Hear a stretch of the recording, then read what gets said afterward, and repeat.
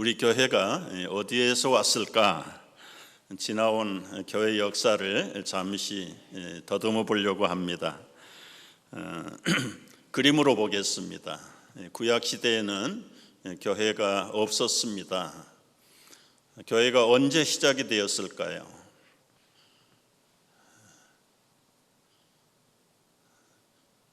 아담 이래로 모세 그리고 요한과 예수님이 오실 때까지 교회가 없었습니다. 성막이 있고 회당이 있었지만은 예수님이 오신 다음에도 교회가 없었어요. 그리고 오순절이 되었을 때 이제 교회가 시작이 되었습니다. 예수님이 부활하시고 40일을 계시다가 하늘로 올라가시기 전에 제자들에게 말씀하셨습니다. 예루살렘을 떠나지 말고 아버지께서 약속하신 것을 기다리라. 한 120명쯤 되는 제자들이 한 곳에 모여서 마음을 같이하여 오로지 기도에 힘썼습니다. 열심히 기도했는데 10일 동안 기도하는 가운데 오순절날 갑자기 급한 바람 소리가 그들의 방 안에 가득 차 어디에서부턴가 불의 혀 같은 것들이 제자들 머리에 임하심을 보고 그들은 더 이상 말로는 표현할 수 없는 벅찬 감동과 엄청난 권능을 느끼기 시작했습니다. 도저히 방 안에 좁은 곳에 있을 수가 없었어요. 그들의 가슴이 터질 것 같았어요. 숨어있던 제자들은 길거리로 뛰쳐나갔습니다. 광장으로 갔습니다. 모든 사람들 앞에서 큰 소리로 외치기 시작했습니다. 말세에 부어주시기로 약속하신 하나님의 영을 부어주셨습니다. 우리 자녀들은 예언할 것이고 젊은이들은 환상을 보고 늙은이들은 꿈을 꾼다고 예언하신 그 예언이 우리에게 임하셨습니다. 이제 누구든지 주의 이름을 부르는 자는 구원을 받을 것입니다. 우리가 죽였던 그리스도, 얼마 전에 십자가에 매달았던 그리스도, 그분이 바로 우리의 메시아입니다. 예수님은 우리의 그리스도시고 메시아입니다. 누구든지 예수의 이름을 부르는 자는 이제부터 성령을 받을 것이고 구원을 받을 것입니다. 외칠 때 수많은 사람들이 회개했습니다. 그리고는 요단강에 나가서 세례를 받았어요. 하루에 3,000번, 3,000명, 4,000명씩 회개하고 예수님을 믿게 되었습니다. 집집마다 모여서 예배를 하기 시작했습니다. 주일날은 특히 엄숙하게 하나님 말씀을 전하고 그 말씀대로 기뻐하면서 그들은 거리에서 집에서 그룹으로 모여서 주일 예배를 시작을 했습니다. 서로 떡을 떼면서 예루살렘 교회가 출발했습니다. 이때는 특별한 예배당이 없었습니다. 성령 세례를 받은 사람들이 모이면 그 모이는 그 자리가 바로 교회가 됐습니다. 예루살렘에서 성도들이 모일 때 이름 붙여서 예루살렘 교회라고 불렀습니다. 안디옥 지역에서 성도들이 모일 때 안디옥 교회라고 이름을 붙였습니다. 아시아로 유럽으로 제자들이 가서 복음을 전할 때마다 회개하고 돌아오면서 성령의 세례를 받고 그들이 모여서 빌립보에서는 빌립보 교회를, 에베소에서는 에베소 교회를 세웠습니다. 데살로니가 지역에서는 데살로니가 교회를 시작하게 된 것입니다. 계속해서 사도들과 제자들은 예수님의 십자가의 복음을 예루살렘과 사마리아와 유다와 갈릴리 이방 향을 땅에서 증거되어 가기 시작했습니다. 예루살렘에서 이스라엘로, 아시아로, 유럽으로 온 세계를 향해서 날아갔어. 복음이 날아갔어. 전파되었어. 영국에도 복음이 들어갔습니다. 영국에 있는 사람들이 대서양을 건너서 미 대륙으로 건너왔습니다. 청교도들이 왔습니다. 미국의 교회가 생겼습니다. 부흥했습니다. 성장했습니다. 300년이 지나는 동안에 무디라는 전도자가 일어나서 미국의 젊은이들을 일깨우기 시작했습니다. 그때 미국의 젊은이들, 대학을 졸업한 아주 싱싱한 20대 초반의 젊은이들이 나도 너도 다 코리아로 세계 각국으로 한국을 향해서 떠나게 됐어요. 아펜셀러와 언더우드가 이런 증기선을 타고 40일을 태평양을 건넜습니다. 일본에 도착해서 조그만 한국의 거룻배를 이용해서 부산에서 제물포라는 인천으로 가요. 여러분, 재밌는 것은 그때도 벌써 할리 데이비스 오토바이를 싣고 갔어요. 오토바이를. 그런데 한국 땅에 기름이 없어가지고 며칠 타지 못하고 그 오토바이가 지금까지 박물관에 그대로 서 있습니다. 참 재밌는 일이죠. 미국의 선교사들은 한 분 한 분, 한 사람 한 사람 만날 때 복음을 전했어요. 그리고는 이 복음을 증거하는 전도자들을 양육했습니다. 그들은 복음서를 들고 온 전국으로 걸어다니면서 복음을 전하기도 하고 쪽복음을 돈을 받고 팔았어요. 그냥 주면 안 돼. 돈을 조금 받고 이 권서인이라고 그래요. 성경을 읽어보도록 권하는 사람들, 이분들이 전국으로 흩어져 가지고 복음을 전하고 성경 말씀을 보급했어요. 그래서 이곳저곳에 교회가 일어나기 시작했습니다. 특별히 평양을 중심으로 해서 장대현 교회라는 교회가 우뚝 섰습니다. 산정현 교회라는 곳도 생겼습니다. 한국 땅, 평양 땅에 대부흥운동을 일으켜 주셨습니다. 참 신학교 졸업식을 하는데 모든 시민들이 달려나와서 기뻐하는 모습이에요. 이게 평양신학교 졸업식이에요. 졸업식. 이렇게 교회가 성장하는 동안에 일본 군대가 쳐들어와서 이제 한국이 일본의 나라로 접수가 되어버렸습니다. 교회들을 핍박했습니다. 하나님을 섬기지 말고 일본 귀신 천조 대신에게 절할 것을 강제적으로 한국의 모든 성도들, 심지어 장로교회 목사님들마저도 하나님에게 우상을 하나님에게 절하는 것이 아니라 일본 귀신에게 절하게 되었어요. 장로교회, 그때는 장로교회밖에 물론 감리교회도 있었고 침례교회도 있었지만은 메저리티 교단이 장로교회. 장로교회 목사님들은 일본 귀신에게 세례를 받는 의식을 행해. 참 너무 수치스러운 일이지만 이게 물속에 들어가서 이 장로교 목사들이 신도 세례를 받는 모습이. 반대하는 사람은 감옥에 집어넣습니다. 전부가 다 굴복한 건 아니에요.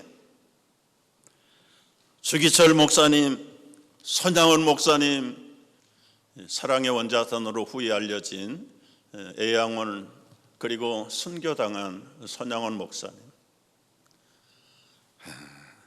추록 성도들입니다. 감옥에 가서 신사참배를 반대하다가 생명을 잃어버린 사람은 저기에 나와서 사진을 못 찍었겠죠. 저 추록 성도들 가운데 뒤에 머리를 빡빡 깎고 있는 젊은 분이 이인재 목사님인데 우리 KAPC 초대 총회장을 지내셨어. 평양 형무소에서 5년 4개월을 해방을 맞을 때까지, 아마 해방이 끝나지 않았으면 거기서 죽었을 겁니다. 해방을 맞고 5년 4개월 옥고를 치르고 나오셔서 한국의 여러 곳에 교회를 세우셨어요. 교회를 세우셨어요. 그리고는 74년도 미국으로 이민을 오셔서 이 뉴저지 허드슨 장로교회를 설립하시고 필라델피아 세안교회를 설립하시고 콜로라도 덴버에 교회를 설립하시고 성산교회를 설립하시고 이리 호수가 있는 그 이리 지역에 교회를 설립하시고 미국에만 해도 한 5개 교회를 설립하시고 2000년 94세 일기로 하나님의 부르심을 받아 세상을 떠났습니다. 감옥에서 오랫동안 옥고를 치렀던 성도들 하나 같은 소감이에요. 감옥은 하나님의 임재를 느낄 수 있었던 은혜의 자리였다. 폐쇄된 공간이 아니었다. 몸은 자유롭지 못했지만 마음과 생각은 바깥이나 다를 바가 없는 자유를 누리고 있었다. 여러분, 미국의 호주에서 온 선교사들이 추방을 일본의 강제에 의해서 자기 나라로 다 쫓겨가기 전에 기념사진을 찍었어. 물론 그전에도 한국에 찾아와서 이름도 없이 빛도 없이 복음 전하다가 세상을 떠난 미국의 선교사들 무덤이 지금 서울 양화진 순교자들의 묘원에 있어요. 여러분, 서울 가면 꼭 한번 가보십시오. 450명의 선교사 그리고 그의 가족들이 묻혀 있는 곳이고, 물론 대구에도 부산에도 광주에도 여러 곳에 흩어져 선교사들의 무덤들이 많이 있어. 그 무덤 중에 이 윌리엄 베어드 선교사님을 잠깐 소개하고 싶어요. 인디아나 출신입니다. 하노버 대학 맥코믹 신학교를 졸업하고 그야말로 21살에 젊은 나이에 친구들 몇 사람과 함께 코리아로 갔어. 코리아로. 앤 말이라고 하는 아리따운 여성과 결혼하고 부부가 같이 한국의 선교사로 파송을 받아서 처음에는 부산에 갔습니다. 부산에. 그래서 열심히 전도하고 부산진 교회, 영주동 교회, 철양교회를 개척하고 대구를 거쳐서 평양 선고부로 이전을 했습니다. 평양에 가서도 열심히 복음을 전하고, 특별히 이분은 교육 선교사예요. 한국에 최초로 4년제 대학을 세웠는데 숭실대학을 세우신 분이 바로 윌리엄 베어드, 한국 이름은 배위랑 선교사님입니다. 1년에 7개월, 8개월을 집을 들어가지 않고 온갖 천지를 다니면서 복음을 전하는데 임신한 아내 홀로 집에 남아 있습니다. 참 힘들어요. 살기가 너무너무 어려웠어요. 그때 이 얘기를, 집을 사는데 집을 팔지 않아 가지고 양코배기들한테 땅을 안 판다, 집을 안 판다 그래가지고 외국인 특별구역에다가 허름한 집을 지어 그걸 무너뜨리고 새로 짓는데 한국에 자재가 없으니까 상하이에서 건축자재를 실어 오는데 훔쳐가고 좋은 것을 다 빼고 나쁜 것으로 바꾸고 공사업자가 돈을 받아가지고 도망을 가고 너무너무 고생을 하는데도 이분은 그냥 전도하러 다니느라고 그 젊은 아기 가진 임신한 사모님만 남겨놓고는 1년에 7, 8개월을 돌아다니는. 아기를 낳았어요. 결국은 또 남편은 전도하러 나가. 그 아이가 2살 되지 않아서 내염 있죠, 내염으로 세상을 떠납니다. 그 외국인 구역 안에 눈에 보이는 집 앞에다가 묻어놓고 종종 그 무덤을 찾아가서 태평양을 바라다 보며 미국에서 자주 불렀던 찬송가에다가 가사를 붙였어요. 멀리 멀리 갔더니 처량하고 고나고 슬프고도 외로워 정처 없이 다니네. 고향 떠나서 왔습니다. 남편은 멀리 멀리 떠났습니다. 내 사랑하는 그 피부치도 떠나버렸습니다. 참 얼마나 답답했을까요? 얼마나 외로웠을까요? 이 찬송가가 우리 찬송가 387장에 수록이 돼 있어.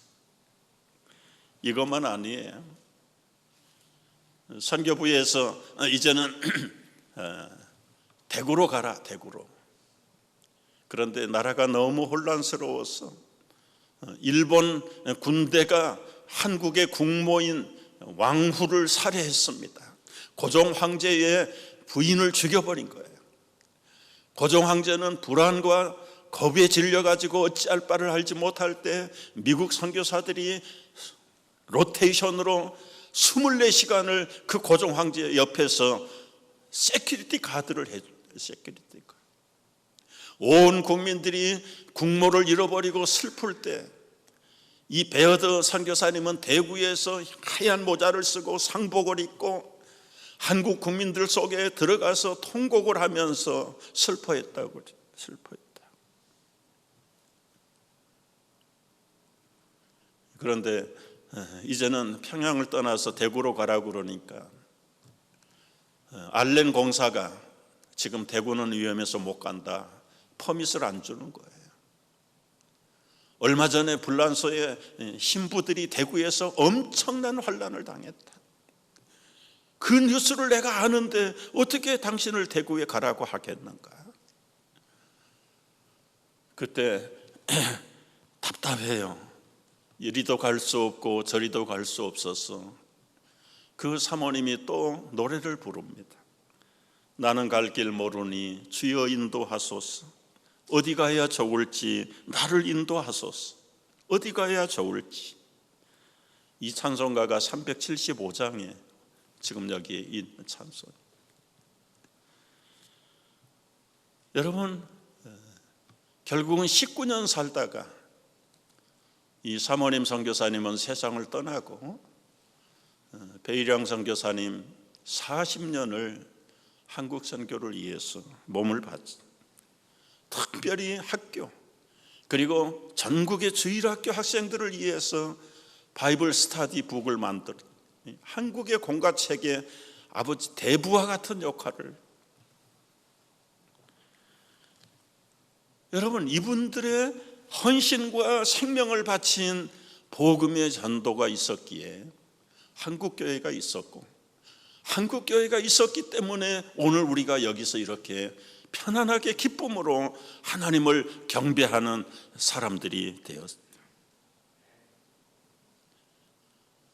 뉴욕 땅에 42년 전에 우리 교회가 시작이 됐어. 원래는 6월 8일 날인데 너무너무 오랫동안 기도하고 정말 꿈에 그리던 이곳에 하나님께서 은혜를 주셔서 우리 입당 5주년과 더불어서 오늘 설립기념 예배를 같이 드리는 거예요. 우리가 이 땅에 들어올 때 19년을 모진 시련과 인내 속에서 기다렸던 세월들을 생각해 봅니다.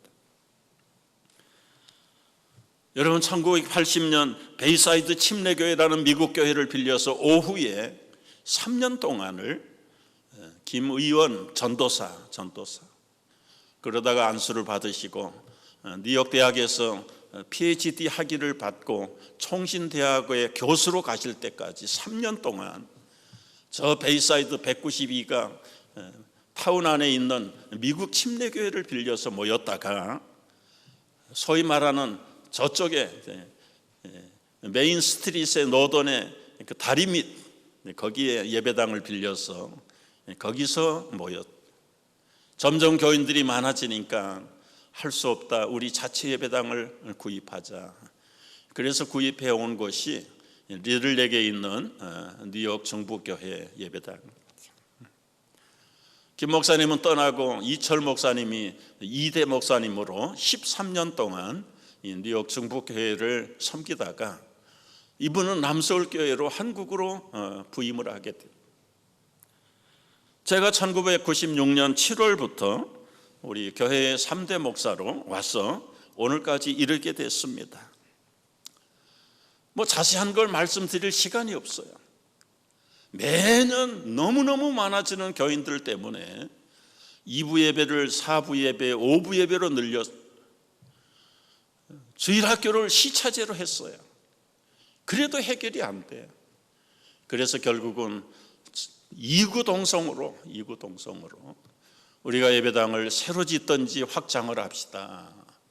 그래서 스스로 우리 교우들이 누가 시작하지 않았는데 180만 불 시드 마니를 모아놨어. 결국은 3년이 지난 다음에 새로운 땅을 찾아봅시다.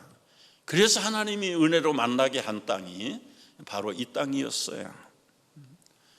얼마나 아름다운 땅이었습니까? 축구장 12개를 만들 수 있는 21에이커의 땅을 원래 말을 기르고 참 디마티스라고 하는 이 오너가 자기 개인 즐기는 그런 아지트로 쓰시던 이 땅을 하나님이 그냥 마켓 밸류를 무시하고 315만 불에 우리 교회에다가 선물을 했어. 너무 좋은 땅, 비싼 땅을 315만 불에 사게 되니까 여러 가지 말들을 만들어내는, 그 2천만 불 가까이 되는 땅을 왜 315만 불에 팔았겠냐? 예배당 못 짓는 땅이다, 사고가 있는 땅이다, 문제가 있는 땅이다. 그 땅에 예배당 지으면 내 손에 장 지져라. 장 지질 사람 제가 대충 꼽아보니까 한 15사람 정도 되겠더라고요. 그 18년 동안 땅을 계약하고 우리가 공사를 마치고 들어올 때까지 18년 동안 이 엄청난 시련과 시험들이 닥치고, 그러나 하나님은 계획하신 대로, 보여주신 비전의 약속대로 우리에게 그라운드 브레이킹을 하게 하셨고, 그 종이에다가 우리의 기도 제목을 적어서 하나님께 날려보내는, 비행기를 보내는데 그거 모아가지고 지금 요 밑에 타임 캡슐에 들어가 있습니다. 앞으로 10주년 되면 꺼내보려고 그래요. 그 기도가 얼만큼 그대로 이루어져 가고 있는가. 그리고 여러분, 3년 반의 공사기간을 거쳐서 오늘의 이 아름다운 뉴욕 센트럴 교회를 우리가 선물로 갖게 됐어요. 선물로 가졌어요. 여름날 여러분 24시간 돌아가는 스프링쿨러를 보세요. 물 한 푼, 돈 1센트 내는 돈이 아닙니다. 우리 지하수를 뽑아가지고 계속 모든 것을 구석구석에 준비해 주신 그 하나님의 은혜가 얼마나 놀랍고 감사한지. 여러분 이제 생각을 해봐요. 우리가 이제 뉴욕 센트럴 교회에 이렇게 이 건물이 이제는 자랑거리가 되면 안 된다. 감사는 할 수 있을런지 모르나 이제는 건물 자랑하지 마라. 건물 자랑하지. 건물은 교회가 아니다. 교회가 모이는 교회당일 뿐이지 처치 빌딩일 뿐이지 처치는 아니다. 처치는 여러분이 처치다. 우리 자녀들이 처치고 사람이 주님을 믿는 우리 성도들이 교회지. 이 건물이 결코 교회는 아니다. 여러분 이제는 이 건물의 꿈에서 좀 깨어나야 합니다. 깨어나야 돼요. 예배당, 좋은 예배당 유럽에 가면 이제는 다 쓸데가 없어서 버리고 있어. 수백 년 동안 세계 관광객들이 들어오는 그 예배당이 지금 다 그 안에 사람이 없어서, 교인이 없어서, 성도들이 없어서 카페로 팔리고 무슬림의 모스크로 팔리고 레스토랑으로 만들어지고 어떤 데는 댄스 파티하는 홀로도. 여러분 성도가 없는 건물은 하나의 빌딩일 뿐이지 예배가 아니에요. 교회가 아니에요. 교회가. 따라서 이제 우리의 자랑의 대상을 바꿔야 됩니다. 바꿔야 되는데 어떤 교회를 세워야 할 것인가. 오늘 우리 본이 되는 성도, 존경받는 교회가 세워져야 될 줄로 믿습니다. 우리 다 같이 시작. 본이 되는 성도, 존경받는 교회. 어떻게 본이 되고 어떻게 존경을 받는 교회를 세워야 될까요? 오늘 데살로니가전서 1장 7절에 모든 믿는 자의 본이 된 교회가 데살로니가 교회가 돼요. 우리 뉴욕 센트럴 교회가 건물을 본받으라고 자랑하는 교회가 아니라 이제는 여러분이 본이 되는 샘플러 성도들이 돼야 돼요. 우리 CPC 뉴욕 센트럴 교회가 세상에서 존경을 받는 교회가 돼요. 그렇게 돼야 될 줄로 믿습니다. 아멘입니까? 그렇다면 여러분, 우리가 어떻게 해야 될까요? 세상 사람들은 예수님 하나님이 안 보입니다, 모릅니다. 그러나 여러분을 볼 때, 나를 볼 때 예수님이 보여야 됩니다. 하나님이 보여야 됩니다. 아멘인가요? 우리가 작은 예수, 작은 하나님의 모습으로 삶 속에 본받는 자가 될 때 우리의 믿음의 수많은 선배들을 지금 말씀드렸잖아요. 예루살렘으로부터 아시아와 유럽과 북미주와 그리고 한국에 오셔서 그들의 생명을 아끼지 아니하고 섬겨 복음을 전했던 우리 믿음의 선교사님들, 우리 초대교회 선배들, 감옥에도 마다하고 생명도 마다하고 하나님 앞에 충성했던 주기철 목사님, 손양원 목사님, 이인재 목사님, 한상동 목사님, 수를 셀 수가 없어요. 그분들이 보여주셨던 그 본, 이제 우리가 본받고 카피하고 계속해서 리피터의 라이프를 살아야 돼요. 리피터를. 오늘 결론의 말씀을 정리해 보려고. 어떻게 하면 우리가 이렇게 본이 되는 성도, 존경받는 교회가 될까? 3절 말씀을 보면은 첫째는 믿음으로 살아야 돼요. 믿음으로. 여러분, 믿음은 보이지 않습니다. 보이지 않는 믿음을 행동으로 나타날 때 그분이 믿음이 있는지 없는지를 알 수가 있는 것. 금년에 우리 표어를 보십시오. 내 믿음을 보이라. 야고보서 2장 1절. 여러분, 믿음이 있으면 믿음을 보여보세요. 믿음을 꺼내보세요. 다른 사람이 믿음을 볼 수 있도록 증명을 해보세요. 증명을. 아무리 속으로만 믿음이 있노라 하면서도 이게 겉으로 드러나지 않는다면 그 믿음이 있는지 없는지, 그 믿음이 가짜인지 진짜인지 확인할 길이 없어요. 생명력 있는 믿음을 증거하면서 살아야 됩니다. 남에게 폼을 잡으라는 게 아니라 진짜 여러분이 살아있는 믿음을 보여주라 말이에요. 두 번째는 사랑의 수고를 해야 됩니다. 사랑에는 언제나 수고가 동반됩니다. 하나님은 사랑이다, 사랑이다. 말로만 하나님이 사랑한 게 아니에요. 진짜 당신의 독생 성자 예수 그리스도를 보내주셨어요. 사랑했기 때문에. 세상을 이처럼 사랑하셔서 당신의 외아들을 이 땅에 친히 보내주시는 사랑의 하나님. 여러분, 토마스 선교사는 대동강까지 와서 사랑의 수고를 했어요. 성경을 던지면서 결국은 참수를 당하는 생명이 목이 끊어질 때까지 예수 복음을 외치다가 젊은 나이에 평양에서 순교의 제물이 됐어요. 순교는 사랑의 극치를 이루는 겁니다. 사랑의 마지막 정점이 순교입니다. 순교. 슈바이처 박사는 박사학위 5개를 놔두고 아프리카의 아버지로 평생을 섬겼어. 사랑으로 본을 보이고 사랑으로 수고하셨어요.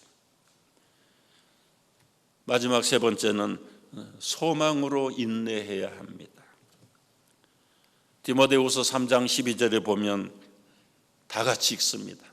누구나 예수 안에서 경건하게 살고자 하는 자는 핍박을 받으리라. 여러분, 육군보다 해병대를 부러워하는 이유를 아십니까? 해병대는 극심한 훈련을 통과한 병사들이기 때문에 부러움이고 존경을 받아요. 성도들에게 여러분, 영원한 생명이 있기 때문에 이 땅에서 일어나는 크고 작은 시련들을 인내하고 통과할 수 있는 거예요. 온실의 꽃이 되기보다는 거친 비바람을 맞으면서도 홀로 피어있는 야생화가 더 견고하고 더 향기를 멀리 퍼뜨리는 거예요. 산소망을 가지고 크고 작은 핍박을 받으면서 승리하고 전진하고 궁극적으로 성공하는 본이 되는 성도, 존경받는 교회 되시기를 주의 이름으로 축복합니다. 기도하겠습니다.